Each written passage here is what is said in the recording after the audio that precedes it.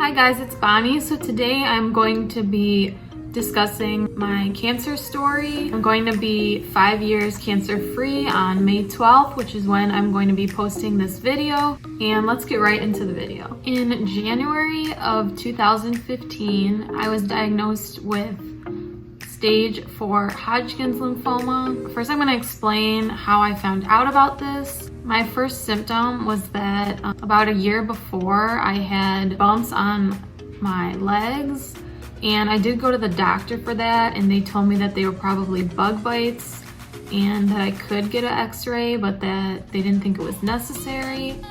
Then about a year later, I wasn't hungry and I was losing a lot of weight. The doctors kind of thought it was my fault and they didn't really know what it was from. I also got a blood test which showed that my inflammation markers were up, but they also did not know why. I went to the doctor in November. Around December, January time, I had a swollen lymph node on this side. My mom kind of thought it was nothing because I had just been to the doctor, but that's actually how I found out that I had this. So the first thing they did was send me right away for a CT scan. I remember at this time I had barely ever gotten a blood test, and I was so scared to get an IV so they could put contrast in the scan. This is not a big procedure, but at the time I was very scared of this and almost refused to get the scan. I think that after the doctors saw it, they pretty much knew that this was an issue immediately. Soon after this, I went to Comer Children's Hospital, which is on the south side, and it is the children's hospital that's linked with the University of Chicago. There I got a PET scan, which also showed that I definitely had a chance to have this disease and had something wrong. The next step was getting a biopsy of my lymph node, which when they were biopsying the lymph node, they were going to put a port in on the same surgery, that I didn't have to have 2 surgeries if they found out that I did have this disease. They were unsure after my biopsy if I did have this, and it was a few weeks later that they actually called back and said that I had it. After this, I had to have another surgery to put a port in, and that was the start of my treatment and getting diagnosed with this. I do have 2 scars from that surgery that I'm going to talk about more later. It's very hard to see, but I do have one from the biopsy, and I also have one from the port. At the time, I really did not want to get a port. To this day, I kind of wish that I didn't have one because of the scarring. Port is an easier way for them to have access to your veins to give you chemotherapy. Typically, it does not hurt as much as it would to use a vein in your arm. As for treatment, I had 5 rounds of chemotherapy. That was, I think, about 3 days a week of 3 hours of chemo. Then I would have a few days off, and then I would also have more the following weeks. I also had different prescriptions, steroids and different things that I had to take. Then I also had to have these Neulasta shots, which were supposed to strengthen my immune system. And these made me have horrible leg pain, were very bad. I also had to have shots in my stomach to make sure that I would be able to have children in the future and that my eggs would not be compromised. These were very painful and probably the worst shots that I had ever had. I would say that all of this stuff, all of the treatment, was not really the worst part for me. It was losing my hair.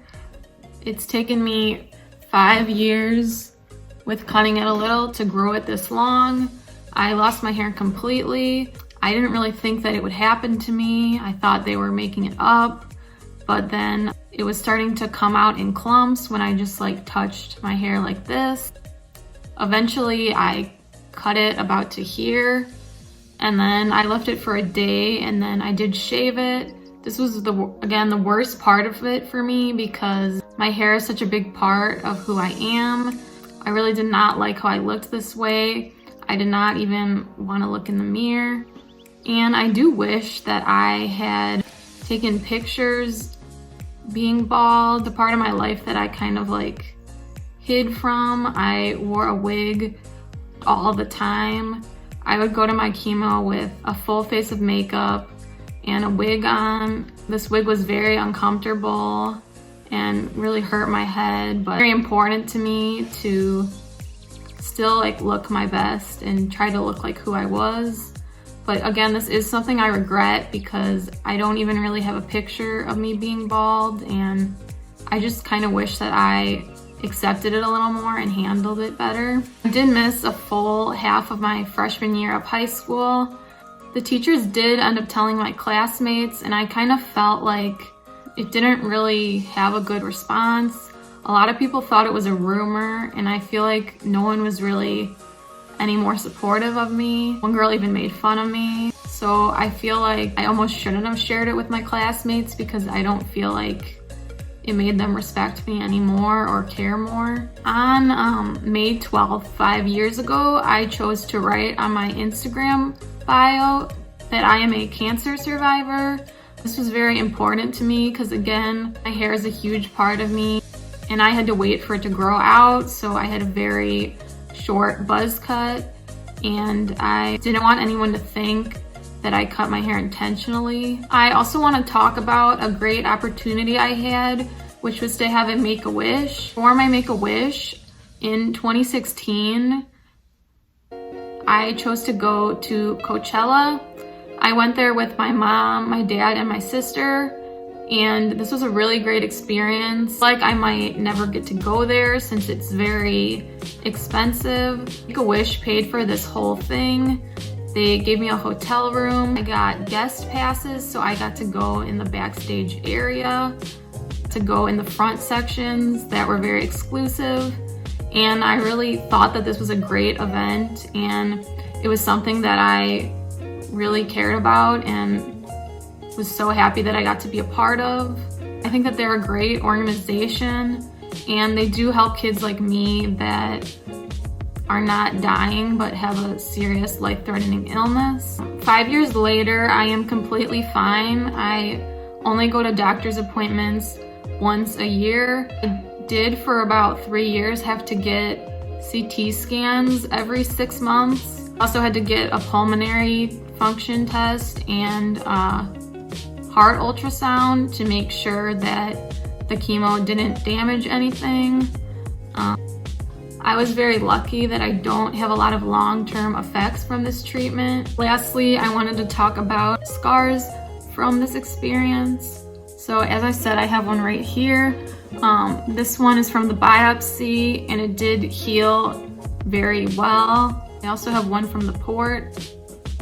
This one looks pretty good now, but I did have to have laser and steroid injections in it to get it to look like that. Very puffy and red. It did not heal properly and look good. That's another reason why I said that I kind of wished I didn't have a port. There are ways that they can put a port under your arm, but that was not really an option for me. It was just an added hard experience that I felt was kind of unnecessary. I hope that you guys enjoyed watching this video. Kind of hard for me to talk about it, but I feel like 5 years later is a great time to discuss it. I know that a lot of you probably don't know this story if you're coming from my Instagram. Like this video and subscribe. Also, comment down below if you have any questions that I didn't answer. Also, if you would like to see I looked with very short hair, I have pictures on my Instagram from years back. Also, if you want to see what I was talking about the scar, I have a lot of pictures on Instagram that also show that as well. Thank you for watching. Bye.